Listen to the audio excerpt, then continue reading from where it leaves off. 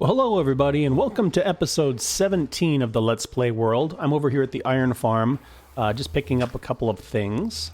Specifically, I need some bone meal because I want to make some more white dye so we can do a little bit more work on the base.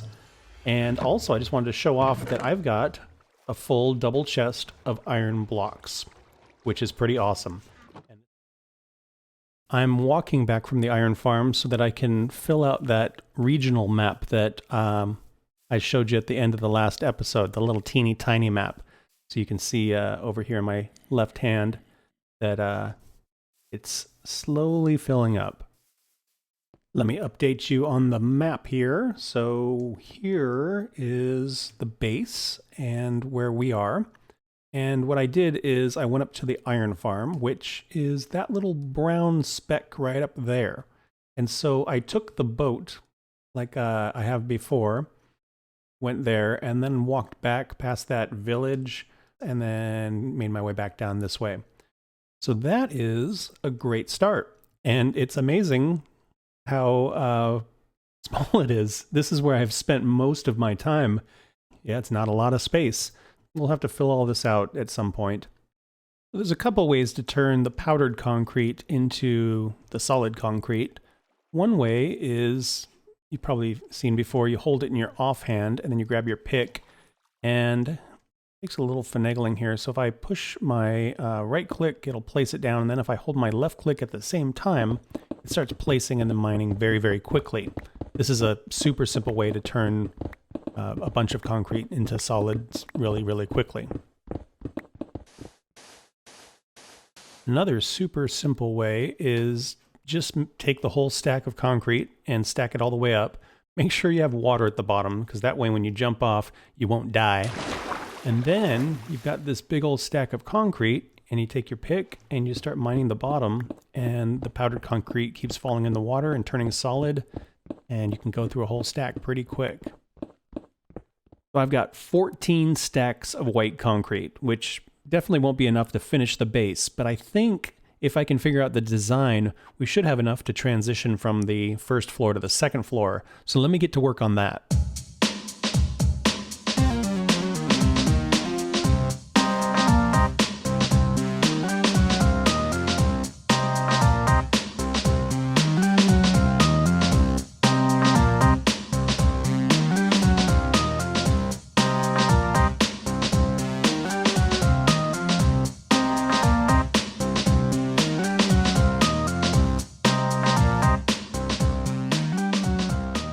Well, we are going to need a lot more concrete. So this is what I accomplished. And it's a good dent. We put a really good dent in it. You can clearly see where the first floor ends. And I've started work on the second floor. So you can see how it's going to kind of dip in on each of the corners and kind of change shape as it goes up. So yeah, good work on that. You'll notice there are lots of little holes and things I still need to fill, and a lot of details I still need to work on. And then there's this middle bit here. I have an idea of what I'm going to do here, but I haven't completely designed it out yet, so stay tuned for that. But otherwise, yeah, very happy with the progress, and it is definitely coming along. The next thing we're going to do today is this. We're going to expand our sheep farm here. Right now I have 3 sheep. And there are 16 total colors of wool available. So if I got another 13 sheep in here, we could have all of the colors being harvested. And I think I'll even create perhaps a sorter so that the colors all end up in the appropriate chests down here and make it, you know, nice and fancy, but one thing at a time. I think it's going to be about this long. And I was thinking about, if we put them back to back, we can share the redstone so that we don't have to have this too deep. And then also we could run a line up there so we could turn off the dispensers. And that way, if we end up with an amount of wool that we're happy with, we could save the shears so they're not just running constantly. So yeah, I've got some pretty cool ideas for this thing. This is the part where you're always like, am I doing this right? I think I'm doing this right. Very small update. I now have track that goes back and forth and back again. And then what I'm going to do is I'm going to duplicate these guys on this side and then spread them out all the way down. So we'll have 8 sheep on that side and 8 sheep on this side.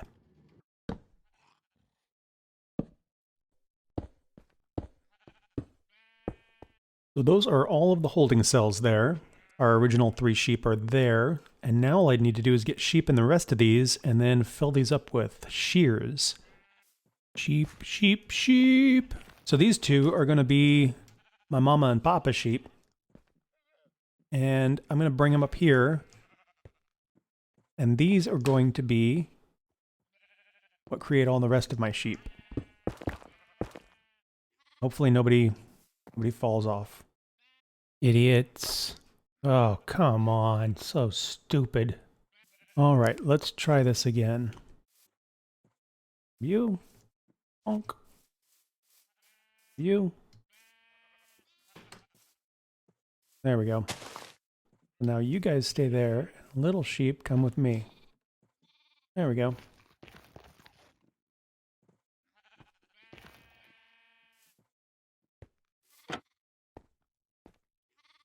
Perfect. While we are waiting to fill up our little baby sheep here, I'm going to try to build an unloading system. And that way, when the cart goes back and forth, it'll stop and unload all the wool, and then it'll go again. And I think, I don't know if you remember when we built the super smelter up there, I had a similar system where when I put items into the smelter, it would stop until it was loaded up and then it would progress. We're going to do kind of the opposite here, where it will stop and unload the cart and then send it back on its way. And it's a similar principle. Basically, we'll have a hopper where the cart will come and this will unload it. And then we need to take a comparator signal of the cart when it is right here. So we're going to take a comparator output of the hopper. Like that. So the hopper is facing into the comparator. And the comparator will do nothing unless it senses there's items here. So when a full minecart comes along and it starts unloading items, comparator will go, wait a minute, there's stuff in here, and turn on. And we're going to shoot that signal into a block. Right? Yes, that looks good. Now I don't want the minecart to go off the edge, so we're going to put a block here. And then we'll put a torch on the back here. That. That way, torch is on unless there is stuff in the hopper, and then the comparator will turn the torch off. Put a block on top of it, and then we're going to put a repeater this way. Great. Torch is on, powering this block. Repeater pushes the signal in here, and we have us a working cart. Until stuff ends up in here, comparator senses that, turns the torch off, which turns off the repeater, which turns off the track. Does that make sense? I think that makes sense. Let's give it a shot here. I'm going to see, do I have another hopper? Let me grab a hopper real quick. Okay. Now that I've got a hopper, put that in the minecart, hopper minecart, great. So we're going to send this thing on its way. Off it goes. And it'll just keep going back and forth as it hits these ends here. All right, I'm going to put a little chest down here just so that these have somewhere to go. Great. Now let's test this out real quick. So this is going back and forth. Take about 20 items here. I'm just going to throw them on the track here. Picked them up, great. So when this comes by and they start going in the hopper, the comparator will see that, sends the signal in here, which turns off the torch. No signal coming into the track. As soon as this is passed through, it all switches back and it sends the cart back on its way. So that way, we'll be able to pick up all of the wool and get the wool emptied out. Super cool. We're gonna run back over to the iron farm and grab some more iron so we can make a bunch of shears. All right, I'm setting up some item filters over here, and I want to see if this is going to work if I tile them side by side like this. Sometimes certain designs will interfere with each other, so I want to test this out and see how it goes. Okay, so the way we're going to do this is we're going to put 4 items that will never ever come through here, and then the item that we want to filter through. So we'll call this our brown, and then 4 items here. And we'll do white in this one, and 4, and this will be dark gray. Once the wool starts coming through, we can see how, oh my gosh, are you kidding me? Come on.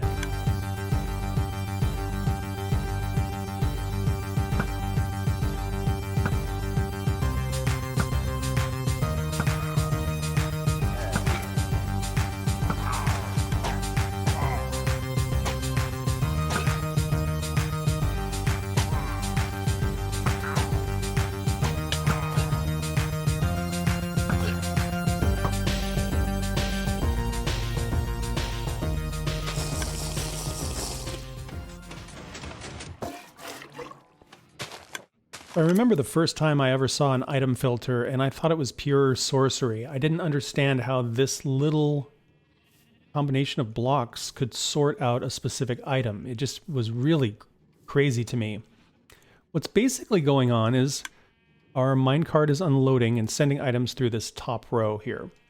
Now, hoppers always try to pull down before they'll pull across. So if there's a hopper below, things will go down. And what we have set up in this second row of hoppers is a little selection of items here. The way this works is the item that we want to filter, we always put in the left, and then we put 4 items that will never come through this farm. So granite slabs will never come through a sheep farm, so these are great. Normally what a hopper does is it unloads from the left slot, and then everything slides over one, and then it unloads the left slot, and then everything slides over, etc. But you'll notice right now nothing is moving. And the reason for that is there's a torch underneath the hopper which locks it. Now, the comparator up here is paying attention to what is in this hopper here, and we're getting a little bit of a signal, but as you can see, we're not getting a lot of signal. Once this guy gets more brown wool, it kicks the signal over just enough that this torch will turn off, and it starts draining this slot. Once it gets back down to 18 items, that signal weakens and it relocks the hopper. So essentially, this slot will never, ever completely drain. So these guys will never have the opportunity to move over. So this one is filtering out brown, this one is filtering out white, and this one is filtering out gray. And so that is all that we get in those chests. I want to let this run for a little bit just to see if any weirdness happens or any cross-contamination between these redstone signals here. And if it works out good, we'll make another 13 of them for all the colors. One more thing I want to try and do while I'm thinking about it, I want to see if I can figure out a way to lock this so if I want to turn the farm off, like if we have enough wool, I can lock it.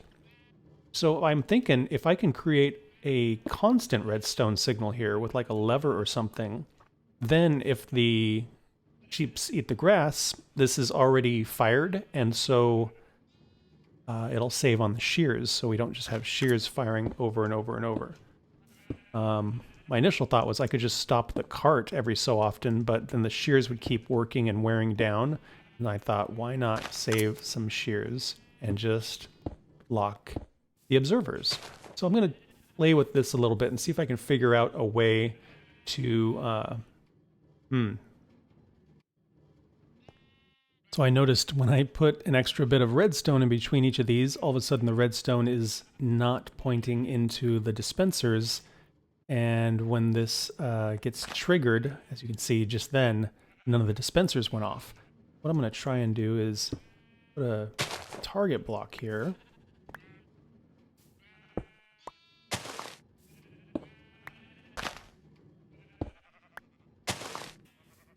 All right, so now I've got a little switch here that leads up to a torch tower, which sends a signal into that target block. The only problem is the target block gets powered, but it doesn't pass the signal on. It only goes that far. So I think if I put repeaters between here, seems a little much, but I think that'll do the trick. Let me do that real quick.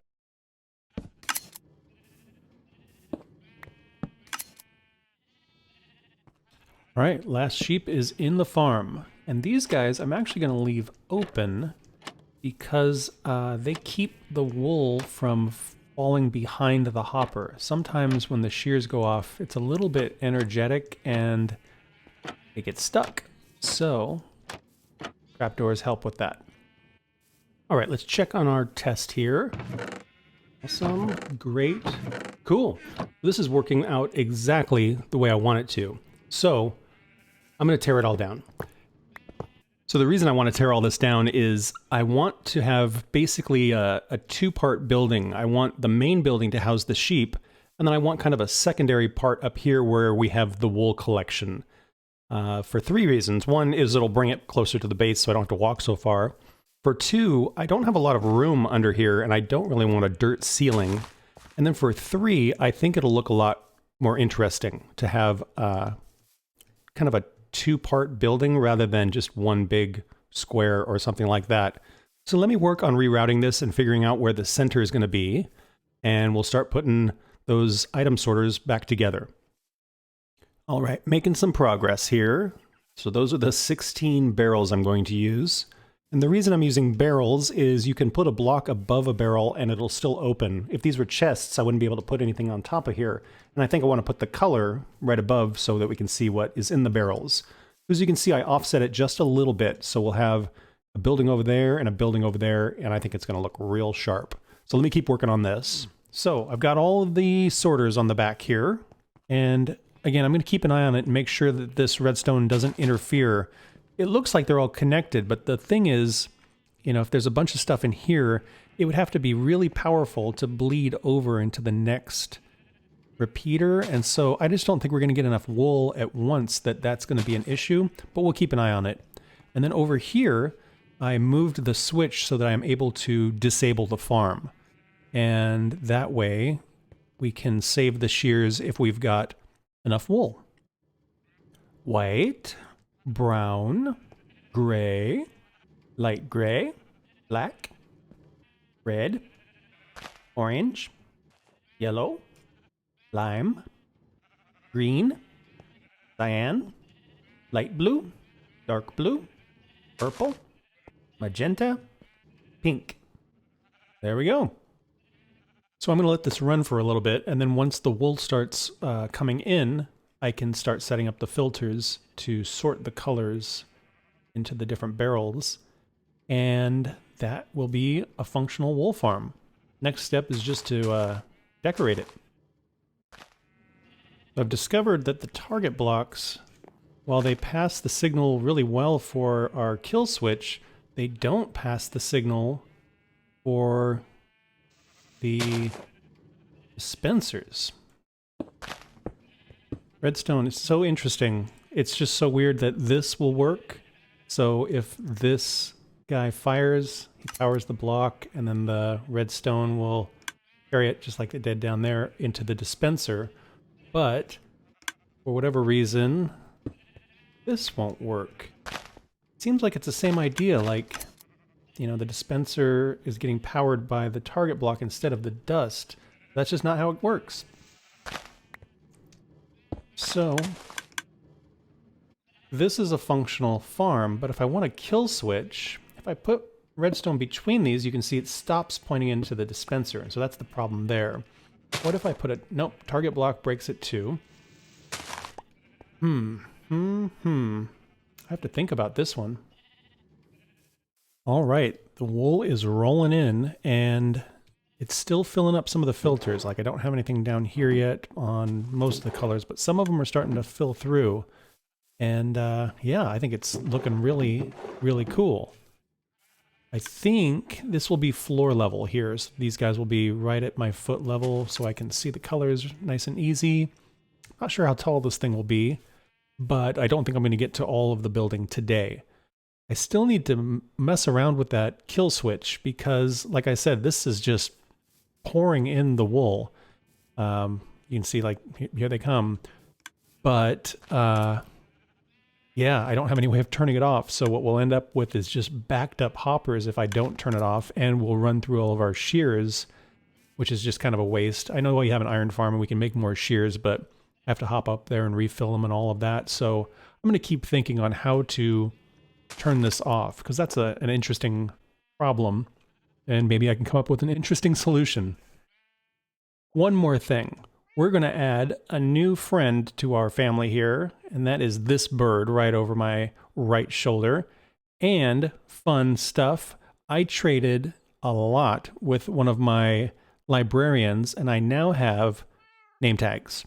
So let me introduce you to Bird Ferguson. It's funny. It's a funny name. And in honor of my buddy Blaine's birthday, Jeff Goldblum. And that's where we're going to wrap this one up. Thank you guys so much for watching. I hope you had fun. Please, please like and subscribe if you want to follow along on the adventure, and I hope to see you guys in the next one. Bye-bye.